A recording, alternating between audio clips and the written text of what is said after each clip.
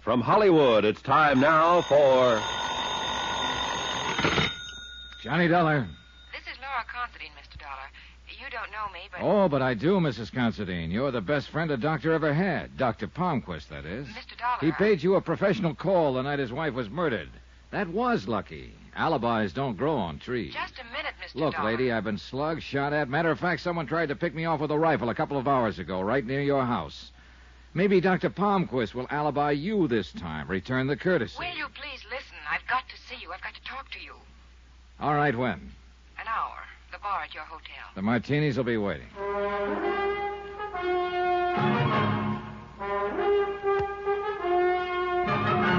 Tonight and every weekday night, Bob Bailey in the transcribed adventures of the man with the action-packed expense account, America's fabulous freelance insurance investigator. Yours truly, Johnny Dollar.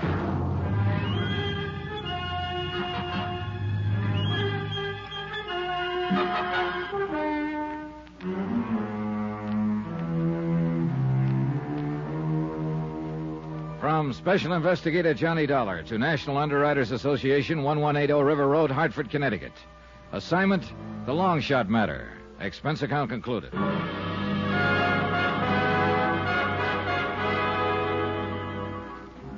There was still a lot of questions, like where I was getting, trying to find out who really had killed Mrs. Palmquist.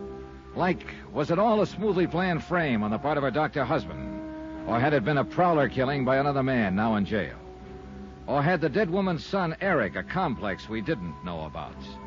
Mrs. Considine was 5 minutes late, but I hoped she could answer some of them. Mr. Dollar? Oh, come now, Mrs. Considine, that reading. It implied we haven't met before, and you know that we have. Well, I don't The remember. day you visited Dr. Palmquist in the hospital and pretended you had the wrong room. Sit down. Oh, there was a reason for that. Sure, there's one for everything. Is there? You think Victor Palmquist had something to do with his wife's death? Well, you're wrong. Completely wrong. Correction. You don't know what I'm thinking, and being wrong is anybody's privilege. You don't know about Victor, Mr. Dollar. What his life's been like, what he had to put up with. Why don't you tell me, Mrs. Considine? That wife of his. A millstone around his neck. A woman in love with a bottle. Go on. And that son of his, that Eric. Insane. Completely insane. He hates his father. He always has. He gains a fortune by that woman's death. But do you suspect him? No, of course not. You badger a man like Victor Palmquist. Now, does that make sense? You're building a big thing on the fact that a lot of people hate Victor Palmquist, but you're overlooking something. Mr. Dollar. Where there's that much hate, there's always a good reason. I went to the hotel garage, rented a car, and pointed it toward Burbank. There was a man in a pawn shop there I wanted to see.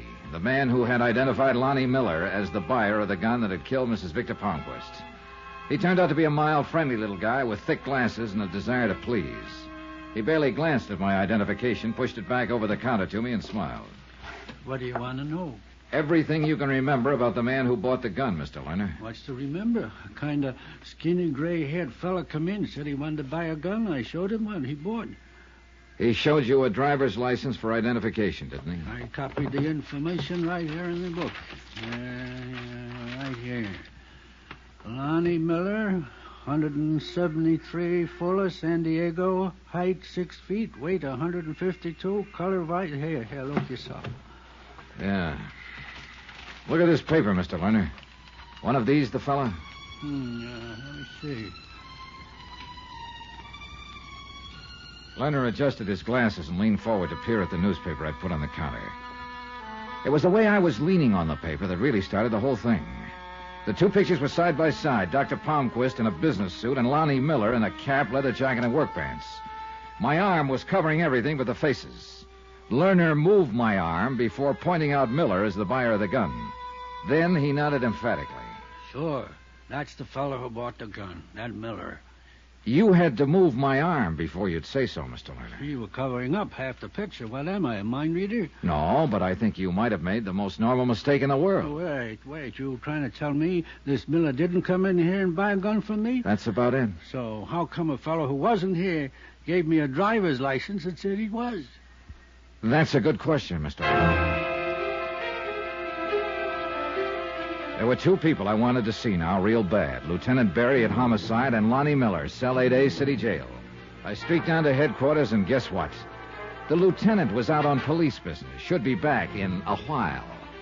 I knew Lonnie Miller wasn't out, so I settled for him. There were only 2 or 3 questions I wanted to ask him, but they were important.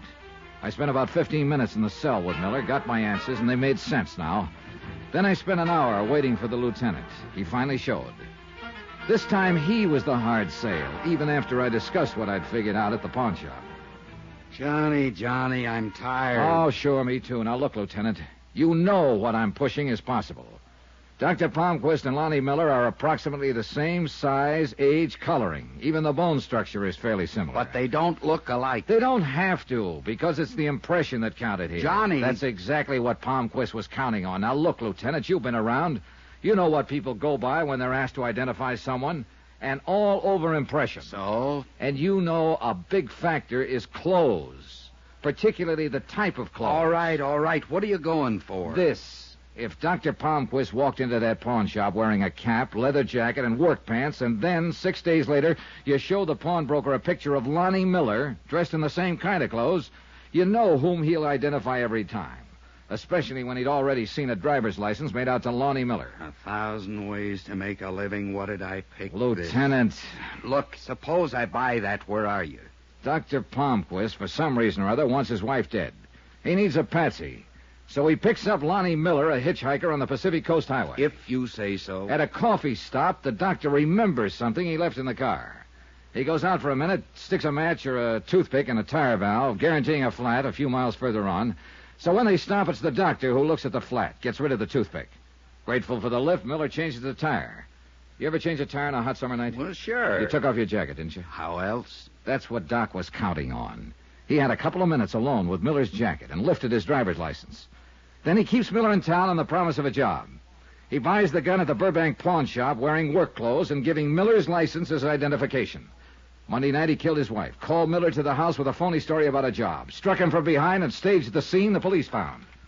Smooth, huh? Johnny, can you see me going to the DA with all that theory and no proof? Palmquist would laugh me out of town. Barry, look. Knock it off. You're no kid. You know I'm right.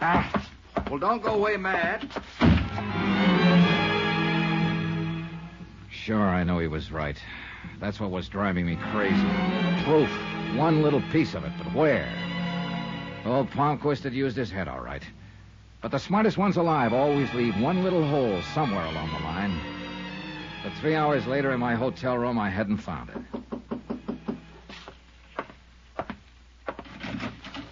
Steffi, what are you doing here? Johnny, Eric's been drinking all day, brooding, working himself into a rage, saying terrible things about Mrs. Considine and his father, and about his father being a murderer. I don't know what he'll do. Help me, Johnny, please. He give you any idea of where he was headed? He mentioned going home to get a gun and then going to Mrs. Considine's house. Johnny, I'm afraid. All right, come on.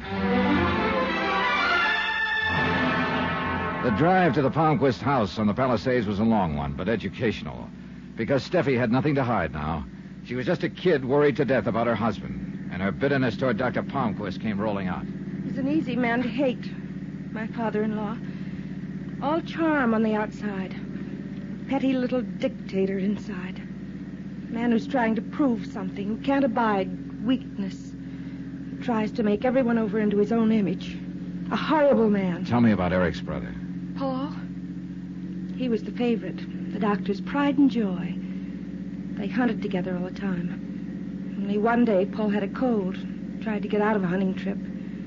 This offended the doctor's weakness fetish. It made the boy feel like a coward, so Paul went hunting and died of pneumonia. Mrs. Palmquist never got over it, as you saw before she was killed. Nice, Johnny? You like the family I married into? The house was dark when we got there. We hurried to Eric's bedroom, and Steffi leaned against the door, weak with relief. Eric lay sprawled on the bed, snoring fine alcoholic noises. The rifle he still clutched made very clear what he'd been thinking about before the liquor had taken over. We were just getting him comfortable when we heard it. A car pulling into the garage. Palmquist. I got Steffi down the back stairs and out of the house as soon as I was sure he was inside. And then I turned back. Because suddenly I was tired of a killer walking around free while everyone else stepped softly. And the anger was good. because it suddenly drove into my mind the one thing Palmquist might have overlooked. I let myself into the garage by the small window, moved to the doctor's big car. You ever try to force open a car trunk with a claw hammer? Don't. A, it's rough, and B, it takes your eyes off the door leading to the kitchen. Why don't you ask me for the key, Dollar? A gun, Doctor? No instrument of healing? Oh, that's nice. And it tells me something about the trunk. That there's a spare tire in there that's flat, but doesn't have a puncture. A service station might remember a thing like that, huh, Doctor? Right, Mr. Dollar. Goodbye. He couldn't pick me off because of the car, but the car was working against me, too.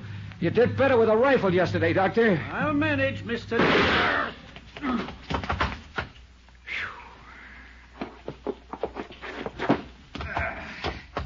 A man my age through windows, no less.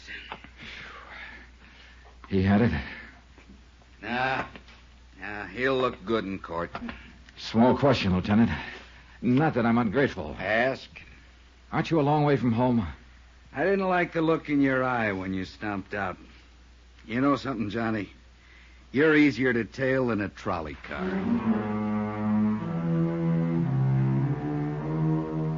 Expense account, item 12, $71. L.A. hotel bill. Item 13, $174.90. Return airfare to Hartford. Expense account total, $490.80. Details? Eric Palmquist admitted sending us the original warning note out of fear of his father.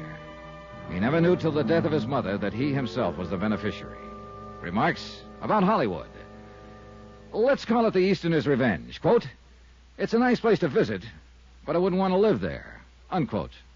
Yours truly, Johnny Dollar.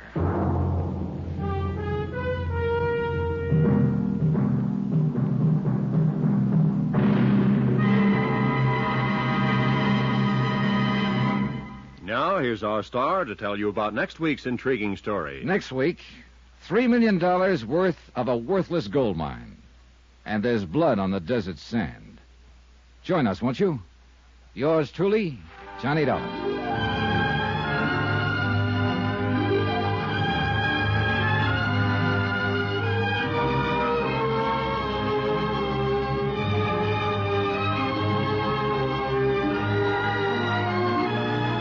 Yours truly, Johnny Dollar, starring Bob Bailey, is transcribed in Hollywood. Written by Tony Barrett, it is produced and directed by Jack Johnstone. Heard in this week's cast were Virginia Gregg, Victor Perrin, Lillian Baeff, Russell Thorson, James McCallion, Edgar Barrier, Don Diamond, and Herb Butterfield. Musical supervision by Amerigo Marino and Carl Fortina. Be sure to join us on Monday night, same time and station, for another exciting story of yours truly, Johnny Dollar. Roy Rowan speaking.